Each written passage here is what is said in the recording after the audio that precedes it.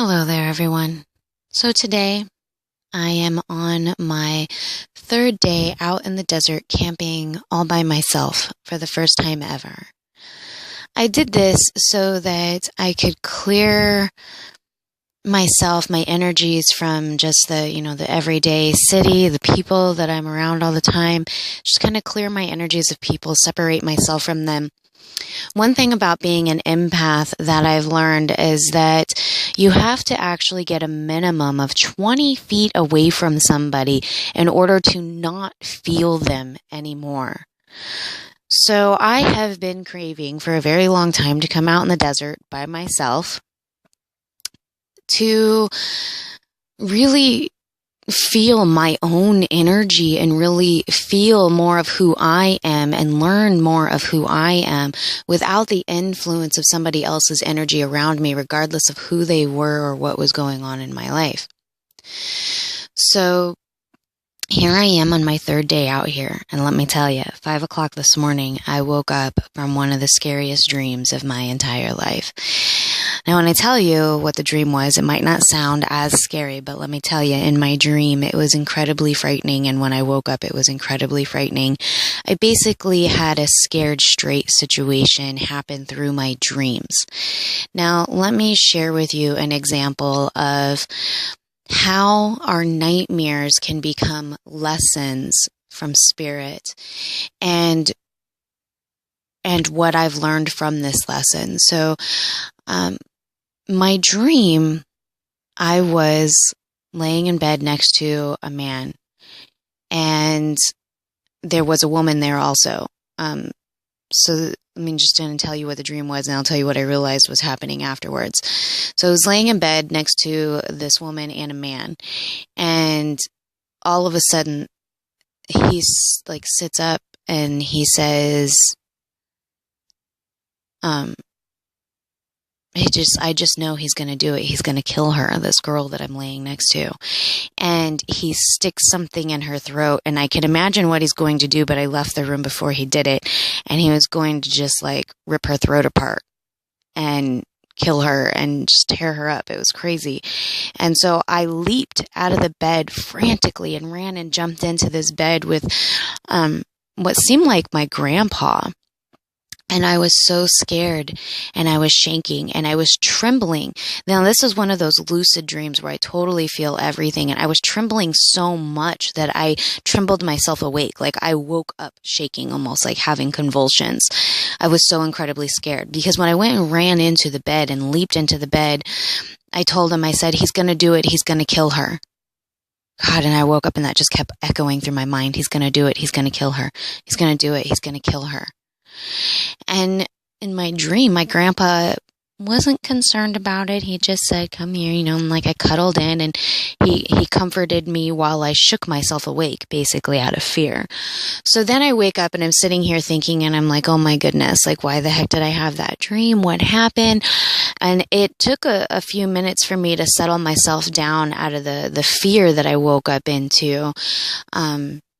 I started praying, and praying does help. I called on the angels, and the angels helped comfort me from the fear that I was having. And when the fear subsided that I woke up into, I was able to see that the crazy thing is that I know that what my dream was trying to tell me, what spirit was trying to tell me through my dream, because we can learn lessons through our dreams, just like we can learn them in life. And when you can figure it out in your dreams, then guess what? You don't have to go through the hard lesson of it in life. Or maybe you don't have to go through it anymore, because this has taken me 24 years basically to come to the conclusion that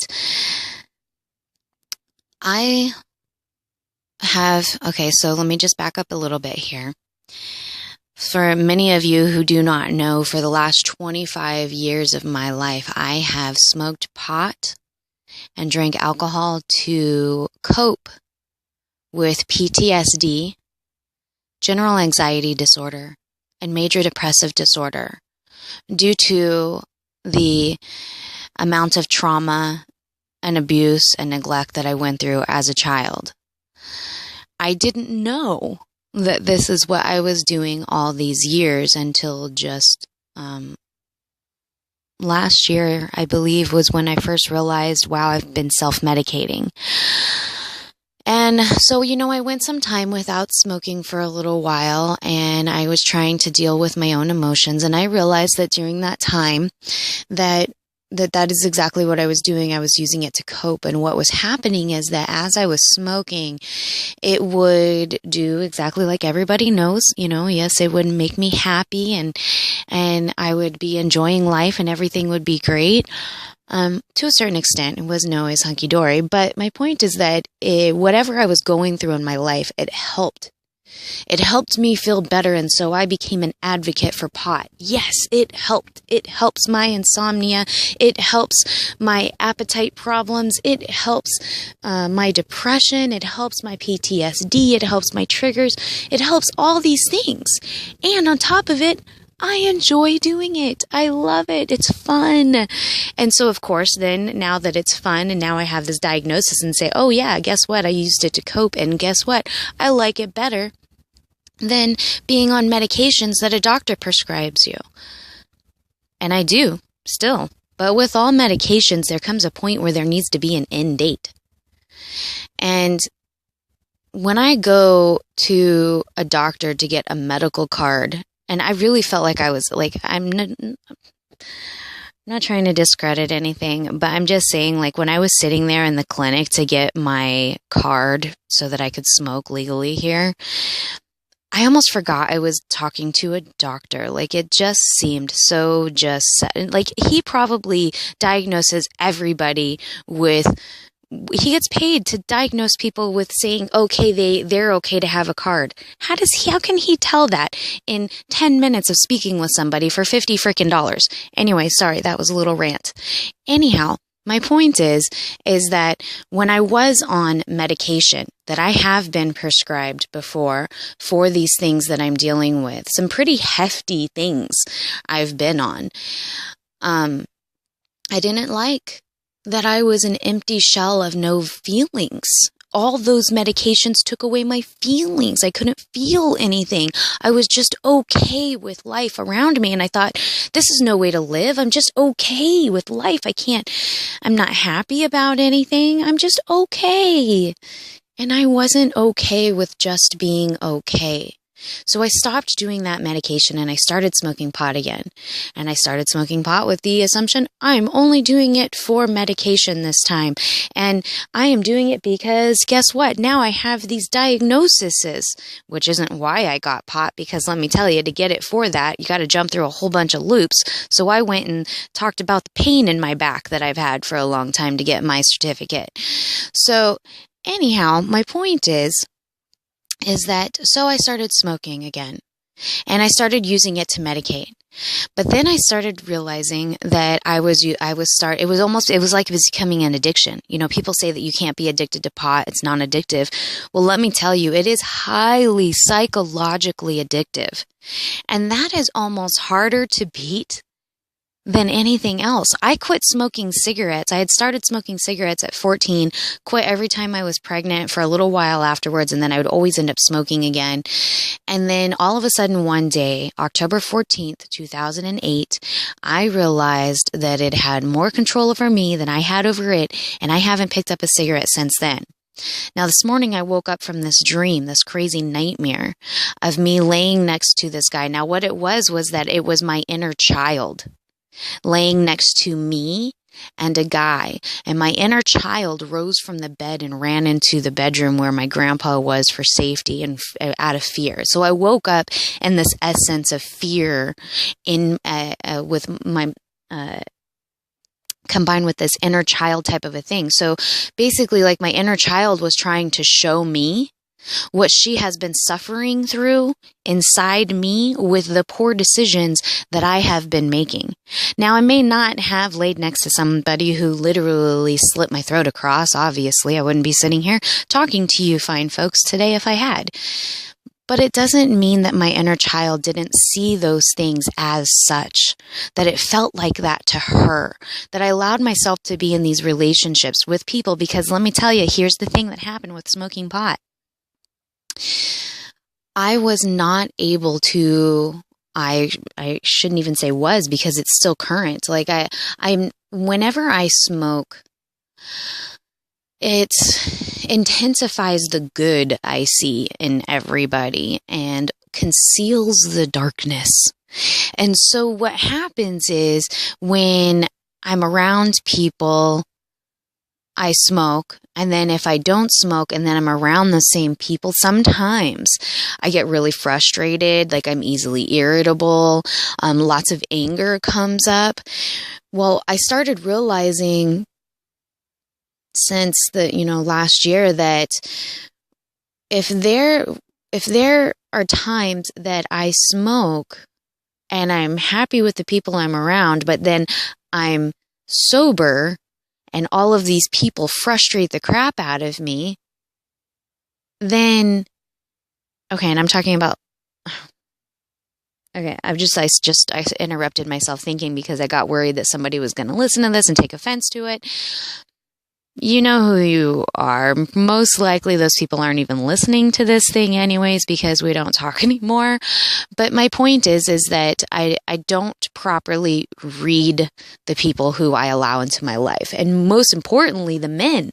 My goodness, I sat here at 5 o'clock this morning going through the beginning of almost every one of my relationships, and almost every single one of them, I was either high or drunk when I met the person.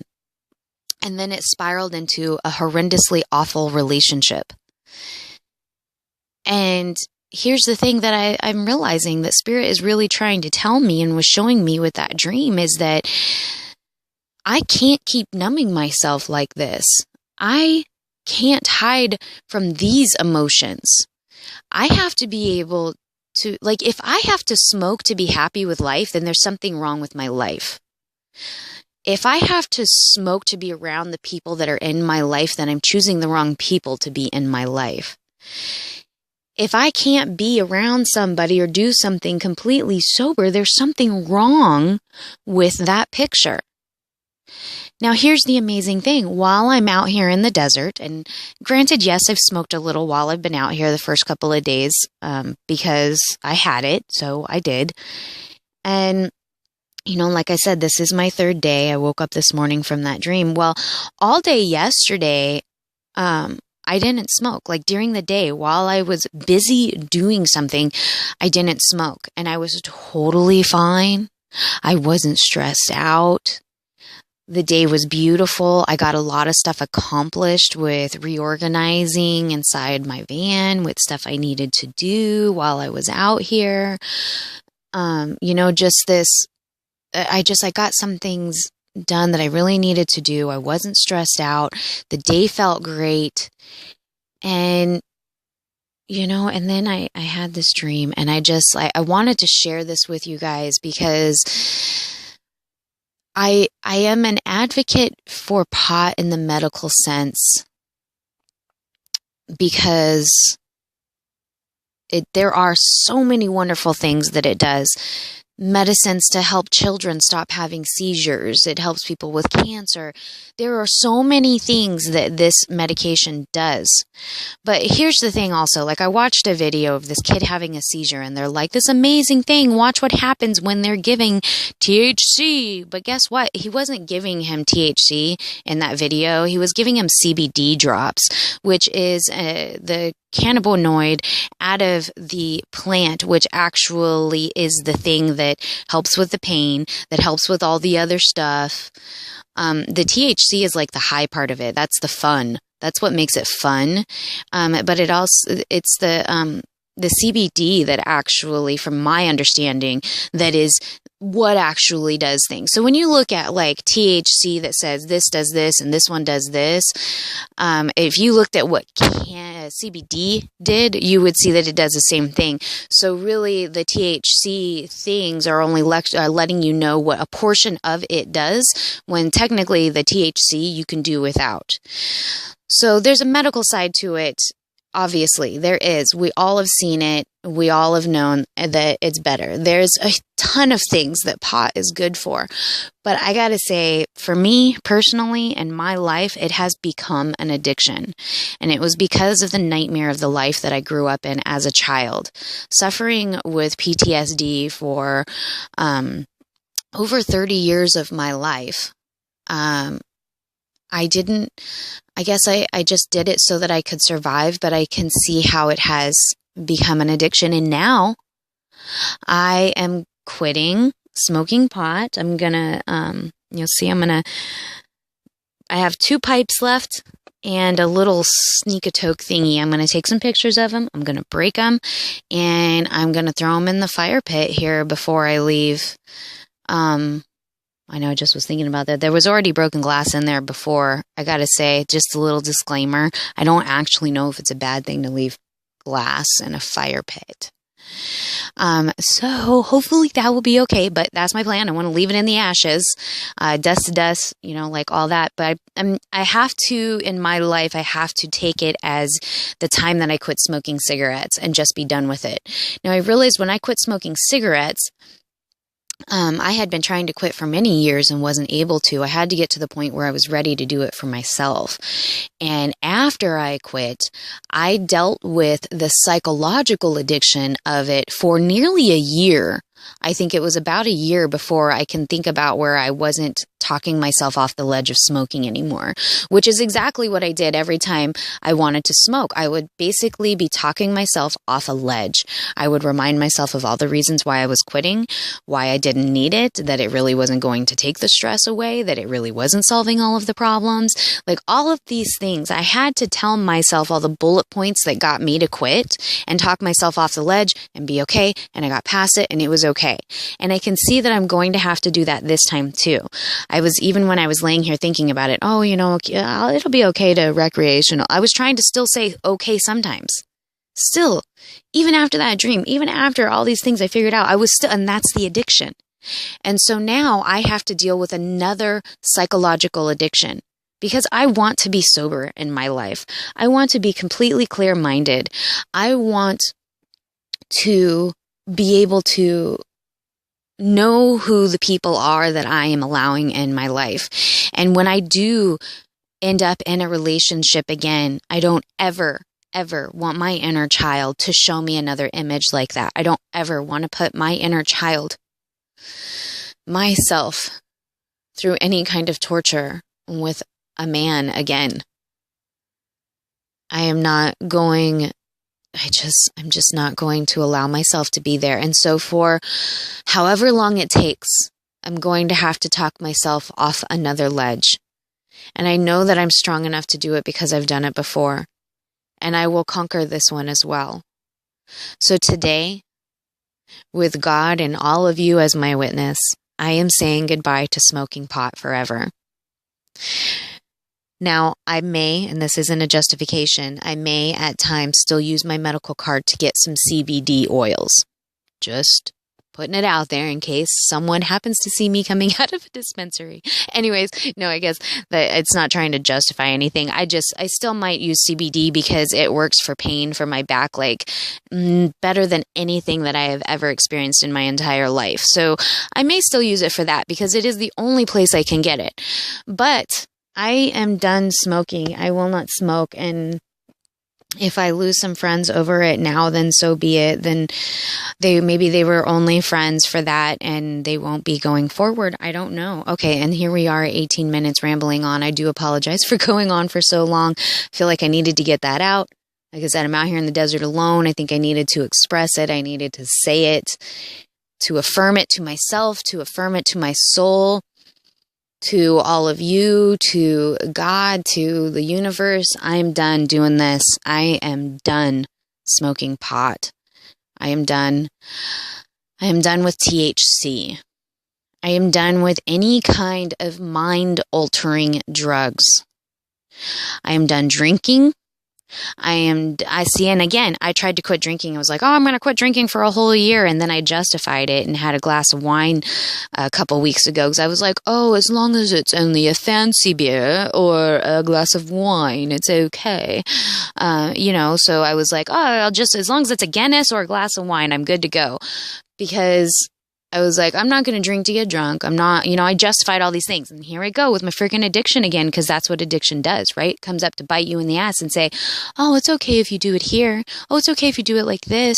Well, that freaking dream scared me straight. My inner child showed me the torture I was putting her through and was showing me how bad it could become if I didn't set things right. This is how our nightmares can teach us. I learned all of this from my nightmare. I figured it all out from my nightmare. This is why our nightmares are good. Dreams are good to figure things out. Our nightmares might scare the shit out of us, but let me tell you, I'd rather be scared the shit out of a dream than something happening in real life. And Spirit and my inner child helped me, and they have set me straight. And I do not want any mind-altering drugs. Here's the interesting thing. I had met somebody that was very, very fascinated by me and my mind and the things that I know, because he said that he's never known anybody that knows the things that I know without being on shrooms or a crap ton of acid. So here was the crazy thing, as I thought, oh, well, that must mean I need to do that.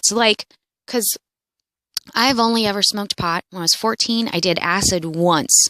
Loved it entirely way too much. I was afraid it was going to ruin my life if I did it anymore, so I stayed away from it.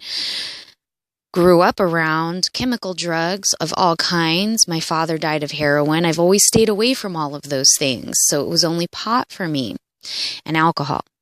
So here I am thinking, well, maybe I really need to do this again, like this psychedelic trip, like everybody is opened up to the universe and I'm spiritual and I want to try that and I want to get opened up like everybody else did.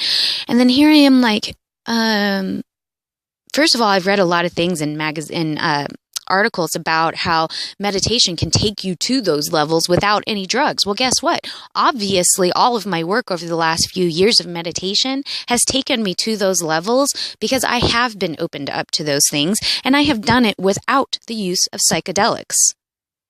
And now I am going to practice a whole nother kind of meditation where I don't use, because my favorite thing, I gotta say, is to get high and meditate. Oh my goodness, those were the most profound meditations. I would get so connected. It was incredible. It was like a spiritual journey every time I did it like that. And then here I go in the back of my mind, I'm thinking, well, maybe I can only smoke when I do it for that. No, no, I can't. Because the point that I think I'm trying to make for myself is that I was able to reach that level of consciousness without that, which means that I can go even further without the use of anything. And now I just keep thinking about, wow, can you only imagine being completely sober and knowing all of those things and being able to reach those levels without the assistance of anything? Whoa. So that's what I'm out to set. That's my journey I'm set out to do, is to, get high on life, get high on God. When I'm enjoying life, I'm out here hiking through the desert, I am high on life. I'm high on God. That I'm happy. I'm not stressed out. It smells good. Everything is great.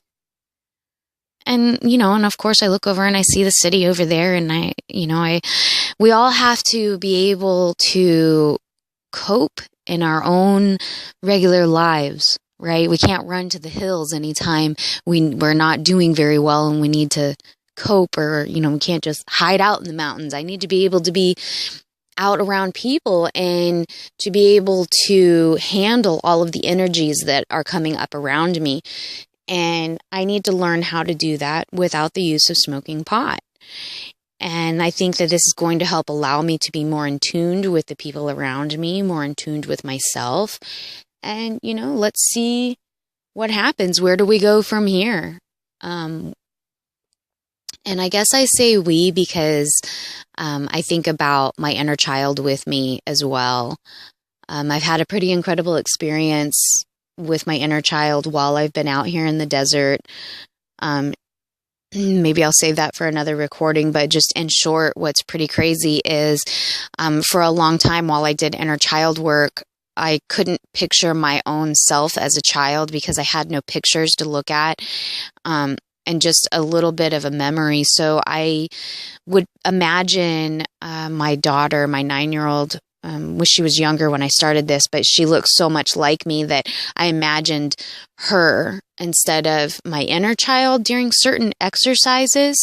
And while I was out here in the desert, the first day out here, I actually was able to see myself. I saw my inner child. So I feel like that was quite a breakthrough. To be able to see, I saw me with my bangs and my 2 ponytails. A friend of mine recently started putting her hair in 2 ponytails, and I think that might have helped trigger me to be able to see that. But I loved Little House on the Prairie when I was growing up, like Half Pint, Laura Ingalls. I liked that she looked like me, so I did my hair like her. Anyhow, it's just there's a lot of really incredible things that have been happening out here, and going forward, as I say, it's me and my inner child. We're gonna see where we go from here and what life is gonna be like for whatever is left of it. I see myself being very old, growing old, and I actually see myself being on a patio out and kind of like having a house out here like this and watching my grandchildren play. Oh man, I don't know why that tears me up. But I see that. I see it. And, maybe it's this decision I make today that leads to that vision. This is me taking a stand for my life, for myself, for my inner child. And that can help me too. Every time I want to smoke, I can look at it as like, what am I doing to my inner child? What am I making her go through? Because she's very much a part of me. She's my innocence in there. What am I putting her through every day? Just like if I had my own child here with me. What would I do different if my child was here with me? What would I do different if it were me? My child is special because she's my child, and my inner child is special because she is my inner child, and I don't want to hurt her anymore. And so, February 11th, 2017 is my first day free and clear of smoking pot. Just a few days before my birthday.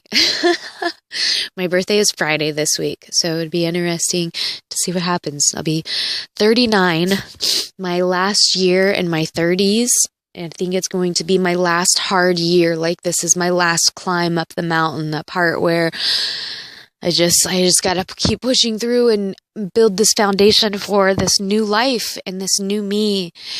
And then my 40 years of trial and tribulation on this earth will be over. That's how I see it. It'll be 40 years of hell. Literally the entire freaking time. I can't say literally the entire freaking time because I've had a lot of good times. I'm not discrediting the good times. But I just mean I was born into trauma. My twin sister died at birth. I'm a womb twin survivor. So I was born into trauma. I was born into abuse. I was born into neglect and so many other things I was born into. And I have nearly lived, and I can see how it's like, I just feel like 40 is it. 40 is that ticket. This is my last year. 39 is just that year to set things right in my world gone wrong. And then 40 is just I'm gonna blossom, and I can just see it. I see 2018 like just, it's a huge year for me to make things happen, to manifest and make things happen so that it is what I see it becoming. And, it takes a lot of strength to do these things. And it's not easy. And I commend anybody who does it. It's not easy. Every day is a struggle. Every day I have to remind myself about self-love. Every day I work on it. But guess what? Every day it gets a little easier. And every day I don't have to try so hard. It just happens. It becomes muscle memory on a whole nother level. Exercise your heart muscle. Learn to love yourself. Break yourself free of all addictions, of all chains, any attachment. If something has control over you, it is not good in your life, and you have got to break yourself free from it. I say this to myself just as much as I speak it to all of you from my experience. I leave these things with you in light and in love, my friends. Namaste.